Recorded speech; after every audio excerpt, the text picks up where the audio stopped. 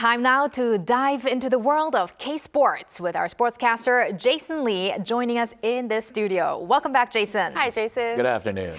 Good afternoon. Now, well, we're starting with a good afternoon, but I see the first story. The World Baseball Classic is over for Korea. So I'm sure you'll have a lot on that, but also plenty of other news in the world of K-sports. Yeah, it wasn't all raining and bad. Some good news, but yes, absolutely. Korea lost to the Dominican Republic in the WBC quarterfinals. It wasn't pretty, in fact. But some good news, too, as there were also 3 goals scored by Koreans in European leagues. Korea's women reached the semifinals of the Asian Cup in soccer. Gilli continues to cruise in women's short track speed skating. And, hey, Korea captured 2 gold medals at the Paralympics, which just wrapped up over the weekend. Well, let's get the bad news out of the way first. South Korea lost against the Dominican Republic. I don't want to say the number, but they lost 10-0. So, yeah, that's why we're out of the WBC. What happened? Yeah, it was a mercy game. It was an absolute skunking. But hey, first off, let me just say that the Dominican Republic is an excellent team. This team is absolutely stacked, and they proved it in this game. Their starting pitcher, Christopher Sanchez, was second in National League Cy Young race the last season. He's basically one of the top pitchers in Major League Baseball. He did a great job of keeping the Korean batters off balance. He allowed just 2 hits in 5 innings of work with 1 walk and 8 strikeouts, obviously no runs.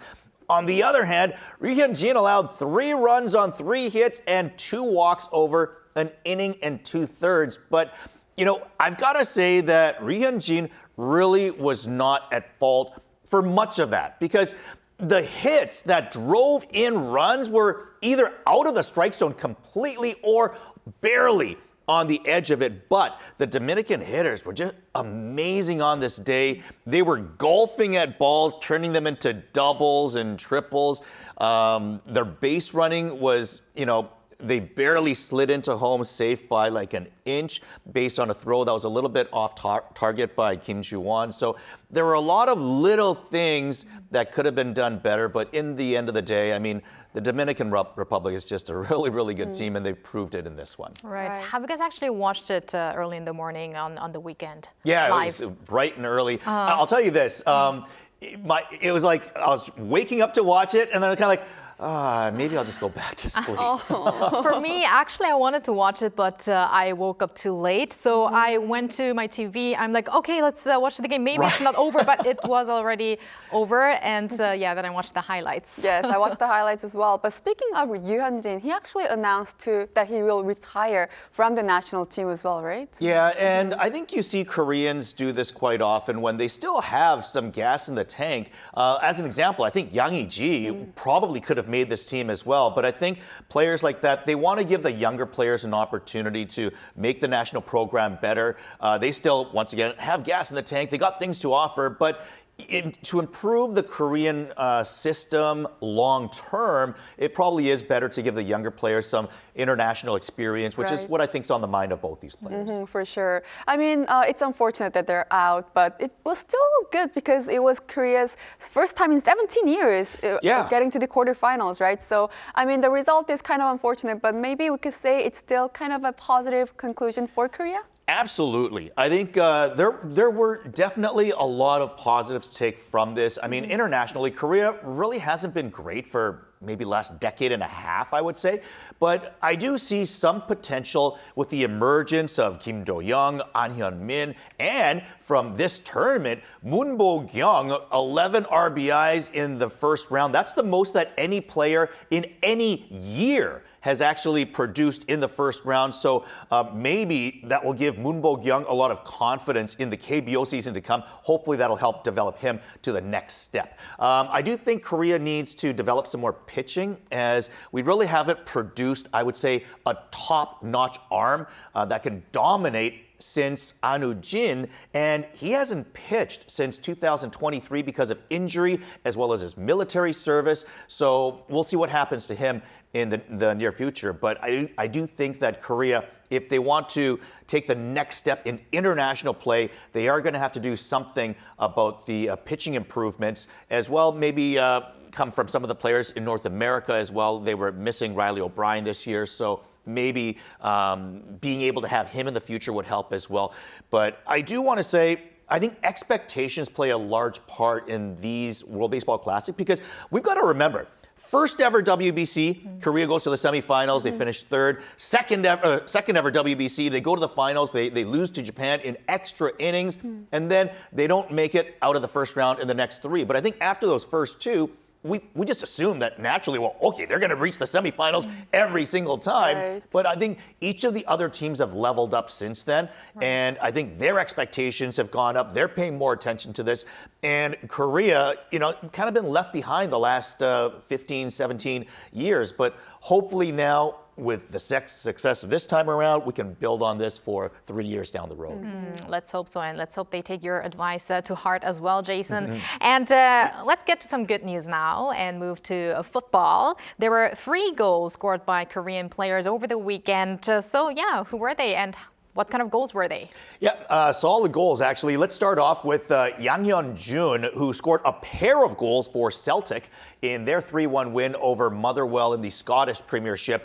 His first goal was a surgical strike from near the penalty dot right into the corner. That tied the game at 1. He then added an insurance marker in the 79th minute on a partial breakaway. You could say that it was partially due to a defensive gaffe. But hey, it also took a lot of skill for him to finish the goal. And afterwards, I think Hong Myung-bo took notice because Yang Hyun-jun was recently added to Korea's national team for their next exhibition game. That's coming up against Cote d'Ivoire on March the 28th in just a week and a half.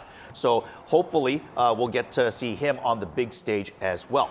Meanwhile, the other goal, that was scored by Lee Jae-sung for Mainz in Germany. That was scored on a finish that honestly wasn't pretty, but hey, they all count the same. And I think when you take someone of Lee Jae-sung's talent, he's probably one of Korea's top 5 Korean players on the national team, I would say. So certainly a great result for him. And the goals, they all count the same. And when you're as good as he is, you score some amazing goals, and then sometimes you're in the right place at the right time to finish, as he was sort of able to do. But regardless, couple of nice goals for the Koreans this weekend. Great. Definitely always exciting to hear those goals from Europe. And now let's shift to women football as well. We have some good news for Korea's women team as well.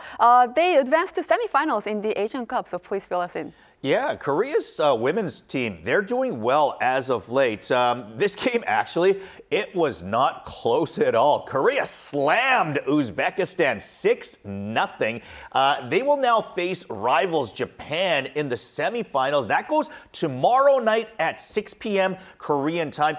If they win that, they will meet the winner of China and the hosts Australia, who play tonight at 7 p.m. But, win or lose for Korea, their semifinal berth, it earns them entry into next year's Women's World Cup in Brazil. But I think it's safe to say that Korea is going to want to beat Japan as usual. Of course, a big rivalry between those teams tomorrow night. And of course, if they were to be crowned AFC champs, this would actually be the first time. Korea's women have never won this tournament. The closest that they came was they actually went to the finals 4 years ago when they lost to China 3-2. So maybe, this team, a lot of the players similar from 4 years ago, if they're heading in the right direction, if they can win a championship this time around, what a feather in the cap it would be and a boost to their confidence as well. Right. Wow. What are your expectations, Jason? I love their chances. You look at how they dominated Uzbekistan and going in against Japan. Korea always does well against Japan in tournaments like these.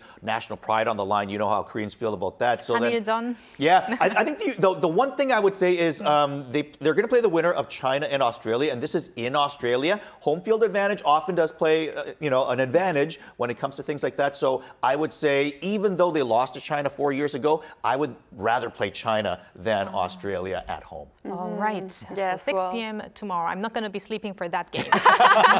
Best of luck to Team Korea. And now let's talk about one Korean woman that actually doesn't need luck anymore because she did great. It's our own own 2 gold medalists, Gilli, which is Gilli, right? So please tell us about how she did. That's right. The Gilli. Gilli was, of course, Korea's top Winter Games athlete in Italy after winning gold medals in both the 1500 meter as well as the 3000 meter relay in short track speed skating.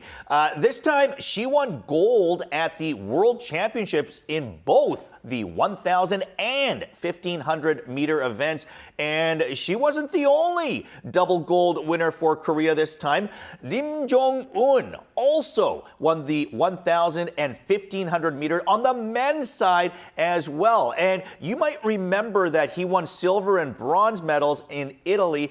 He's just 18 years of age and also has a bright future. When you're that young and already this successful, I think he is definitely one of the skaters that we're going to look forward to 4 years down the road at the next Winter Olympics, but already showing, world champion, double world champion. So we'll see how he improves in the future as well. Yes, definitely. And I have to mention Kim Gilli's 1000. That was very close because she started last, but she won gold by 0.009 seconds, right? So definitely enjoyed that match. And the person that she had to overtake on the final lap, by the way, she overtook her on the final lap. It was the defending gold medalist from the Winter Olympics a couple of weeks ago. So a little bit of redemption there. I know. Yes, definitely Kim Gilli, Im Jong-un, names to remember. And last but not least, speaking of the Winter Games, let's move on to the Paralympics, which just ended earlier this week in Milano Cortina. And you earlier said Korea won 2 gold medals. Yeah, okay. Korea won 2 gold medals. Actually, they won 7 medals total, but I should specify that, 2 of both those gold medals and 5 in total was won by one person. That was Kim Yoon-ji, who won a gold and silver in para-biathlon. And then in a completely different discipline, she also won a gold and 2 silvers in para-cross-country skiing. I mean, what an amazing feat. 5 medals total, 2 of them gold. And in 2 different disciplines, biathlon and cross country. So amazing for her. Korea also did take silver in wheelchair curling and a bronze in medals snowboarder cross, thanks to Lee Jae-hyuk as well. So Korea doing well at the Paralympics as well. Right, great to be ending off on this celebratory note. And thank you very much for covering all those sports issues, Jason. My pleasure as always. And thank you, Bella, as always. We're going to have you back here on Thursday. Yes, I'll see you back very soon.